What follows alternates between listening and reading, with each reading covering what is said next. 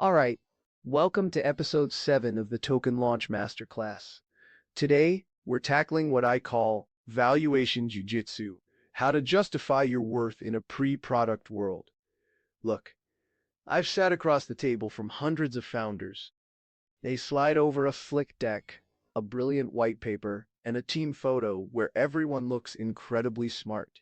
But the second I ask, okay, so why is this idea worth $10 million right now? The air goes out of the room.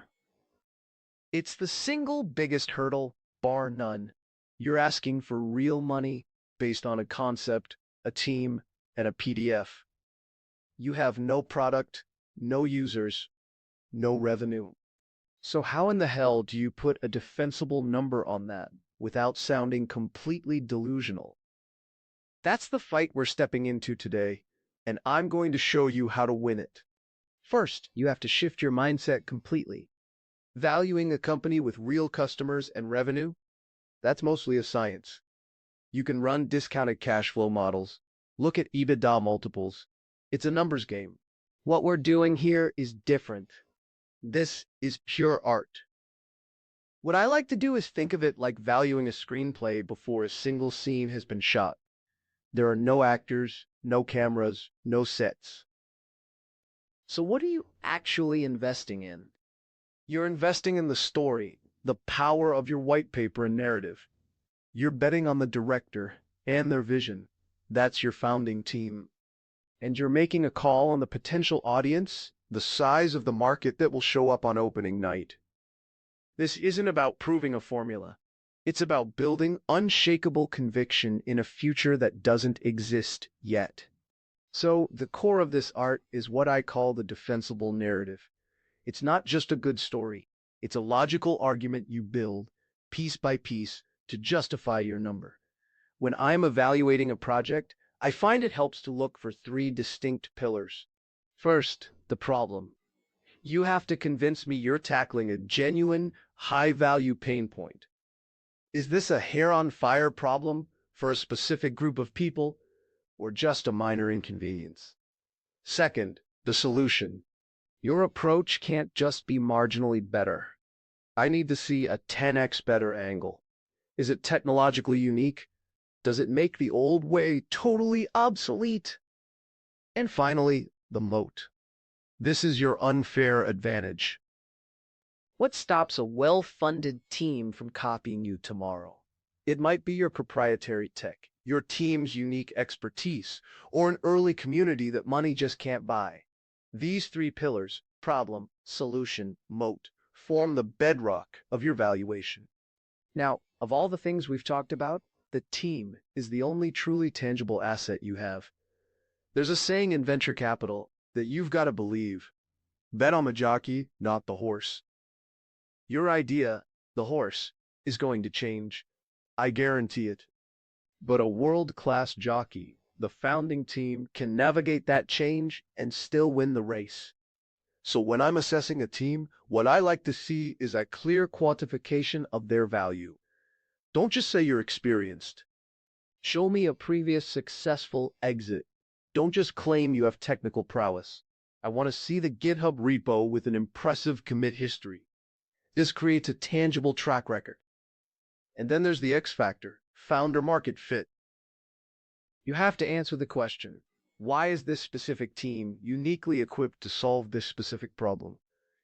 That's how you turn a list of names into a multi-million-dollar asset on your valuation slide. All right, let's talk about market size, because this is where a lot of founders get it wrong. What I often see is a slide with a giant number from some industry report, and it just feels unbelievable. You have to turn this from an academic exercise into a compelling vision of the future. The best way I've found to do this is by telling a story in 3 layers: TAM, SAM, and SOM. Let's use a Web3 example. Say you're building a decentralized identity protocol.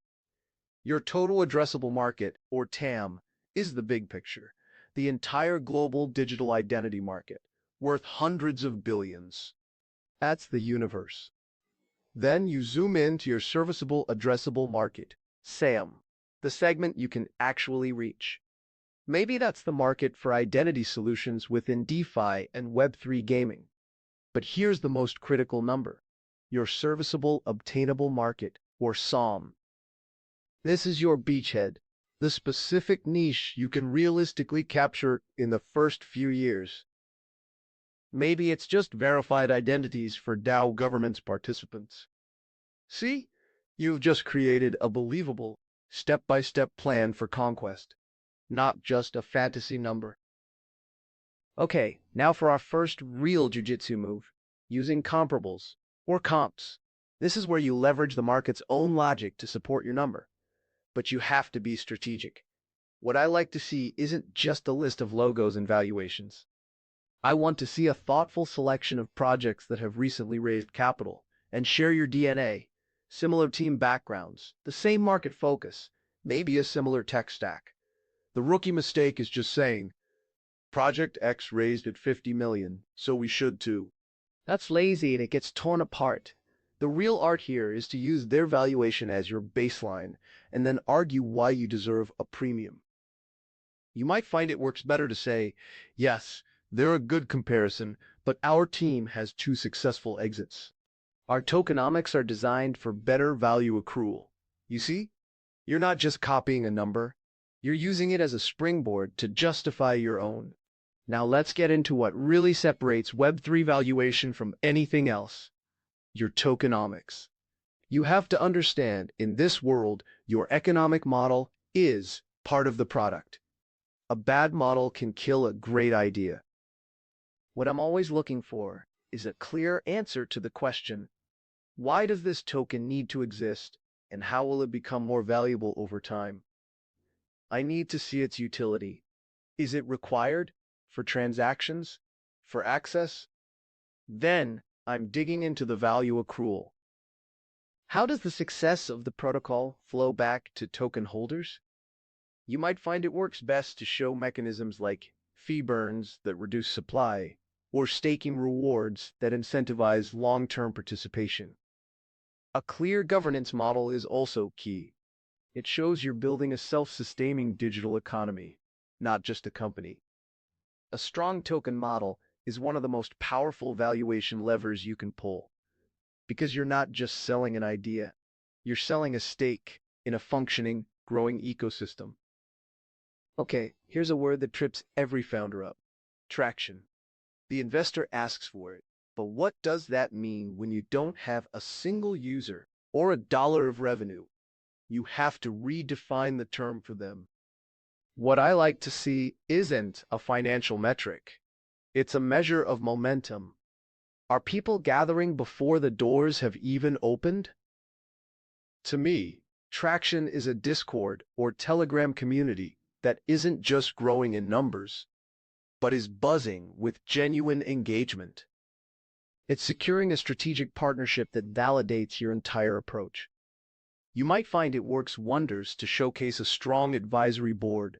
That's borrowed credibility, and it counts. Have you completed a successful security audit on a core piece of your code? That's a massive signal of execution. Even a rapidly growing waitlist for your beta is hard evidence that you've struck a nerve. These are your proof points. They show you aren't just building in a vacuum, you're building a movement. All right, so with all these pieces, the narrative, the team, the traction, we need a reality check. What I find is that it helps to anchor your expectations with what the market is actually paying. Right now, for a compelling pre-seed or early seed Web3 project, you're generally playing in a sandbox between a $5 and $15 million fully diluted valuation.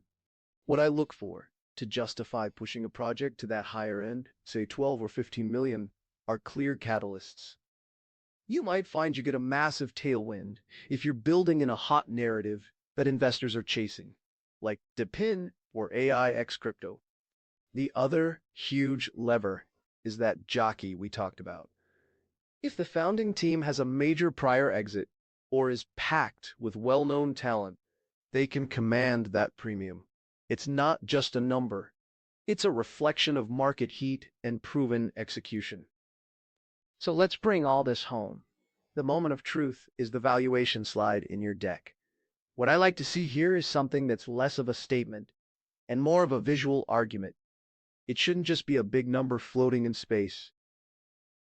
You might find it works best to put your target valuation, say $10 million, right in the center. Then you surround it with the pillars that hold it up. Think of them as satellites orbiting the main number. One is team credentials, with a one-liner on your prior exit. Another is market size, highlighting that specific obtainable SOM. Then you've got key comparables, showing that baseline. And finally, tokenomics highlights and your pre-product traction milestones. This way, when an investor lands on this slide, they don't just see a number. They see the entire logical framework that justifies it, all in one glance. So you've presented your deck, laid it all out, and then comes the inevitable question from the investor. So, help me understand why $10 million. This is the moment for your final jiu-jitsu move. The mistake I see so often is founders getting defensive, almost apologetic. You have to do the opposite. Welcome the question. What I like to see is a calm, confident response that doesn't just repeat the number, but retells the story in 30 seconds. You might find it works best to say something like, "That's a great question." We anchor our valuation on 3 core pillars. First, our team has a proven track record with a prior exit in this exact space. Second, our obtainable market is a specific, high-value niche we can realistically capture within 2 years. And finally, the pre-product traction, the 5,000 people on our waitlist and our key strategic partnership shows we've already hit a nerve. See what you just did? You didn't argue. You calmly connected the dots they already have. You used their own momentum to guide them to your conclusion. That's valuation jiu-jitsu. So what this all boils down to is that pre-product valuation isn't some dark art. It's the craft of building a powerful, compelling story on a foundation of tangible proof. It's about building a case, not just picking a number. What I find is your valuation is ultimately a reflection of your ambition, balanced by your ability to justify that ambition with logic and evidence. It's about standing your ground with quiet confidence. And that leads us perfectly to the next challenge. Because now that you know your worth and you have the tools to defend it, you need to find the right partners who will not only write a check, but will help you win. That's why in our next episode, we're diving headfirst into episode 8, the strategic investor hunt. Moving beyond dumb money